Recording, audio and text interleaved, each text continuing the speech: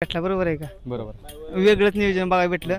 खूप वेळा आपण बघतो एकच चेहरा सारखं पण आज नवीन चेहरा पळवला. कसं काय नियोजन झालं होतं सगळं? आमची सगळ्यांची इच्छा होती भरपूर हा की बकासूरच्या काळात पळायचं. बरं मग दादांनी नियोजन केलं आणि आमची सगळ्यांची इच्छा पूर्ण केली. बरं दादांनी नियोजन केलं. दादांनी नियोजन केलं. आम्हाला बैल जोट्या दिवस तो पण माहित नव्हता कुणाचं नियोजन केलंय काय. बरं दादांनीच फक्त नियोजन केलेलं माहित नव्हतं आम्हाला काय केलं. आता बकासूर बर पळण्याचं नियोजन एक महत्वाचं होत नाही बरोबर आहे का? हो. आज दादांबद्दल काय सांगताल?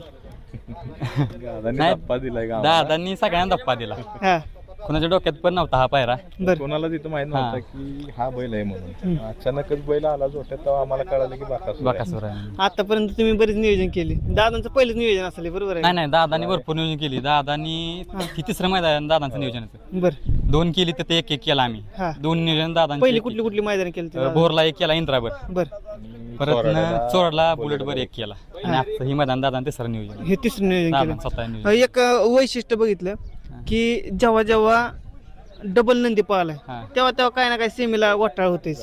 हा आमचा घोटाळा होतोय आणि झालाय घोटाळा. त्यामुळं इथून पुढे आम्ही काळजी घेऊ. एक नंदी डबल कसं काय असं होऊ शकतं? आता काय माहिती नशिबाचा भाग आहे शेवटी. हा एखादं मैदान मध्ये करायला लागतंय नाहीतर सलग पळावलं तर काहीतरी घोटाळा होतो. घोटाळा किती वेळा झाले असं नक्की? आता 3-4 वेळा झाले.